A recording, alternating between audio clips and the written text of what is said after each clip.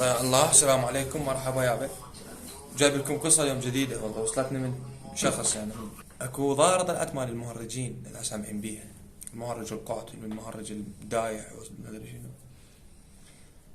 المهم هاي المهرجين يعني من انتبهت عليها، هاي السالفة كانت قبل عد الفراعنة، كان عندهم مهرج يعني قبل 2500 سنة، يعني بالقرن الثامن عشر، هذا حسب الكتابة اللي موجودة.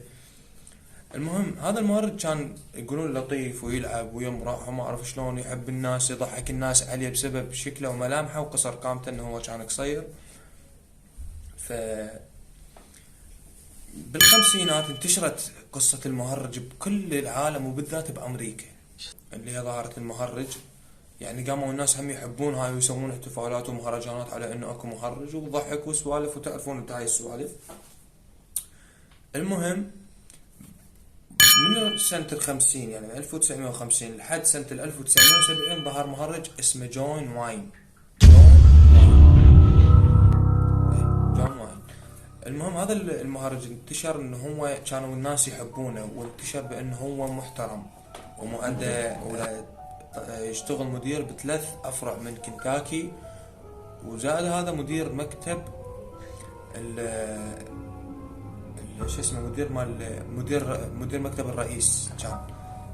فمن كان مدير مكتب الرئيس فالناس تحبه تحترمه. المهم انتشر هذا المقطع جون وين انه هو دا يذبح، ما حد صدق انه هذا هو. المهم هذا الشخص جون واين، هسه اعرض لكم صورة مالته شلون كان بالمهرج وشلون كان بالشخص الطبيعي. المهم هذا جون واين شنو كان، اغتصب 33 طفل ومنهم مراهقين، دفنهم بحديقة بصف بيته. بعد ما انتشرت هاي السوالف كلها، هوليوود اخذت الفكرة كأنه تسوي عليه فيلم، وهذا ظهر الفيلم مال الصوت والشيء. اذا شايفين هذا اللي يخطف الاطفال بالمجاري، الفيلم مال المهرجة صراحة هم اعرض لكم صورته.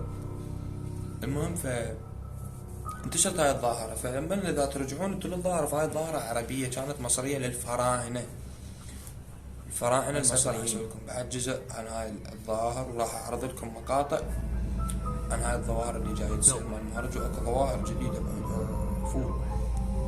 فان شاء الله عجبكم المقطع، راح اكمل لكم ان شاء الله القصة هاي بجزء ثاني، لان هسه حاليا ليل وظلمة الكهرباء، وانا ما ادري خبالي قمت اصور بعد، وهذا الخبيث ما يخليني اصور، والبيت كله هوسة ومريض فوق هذا كله انفلونزا.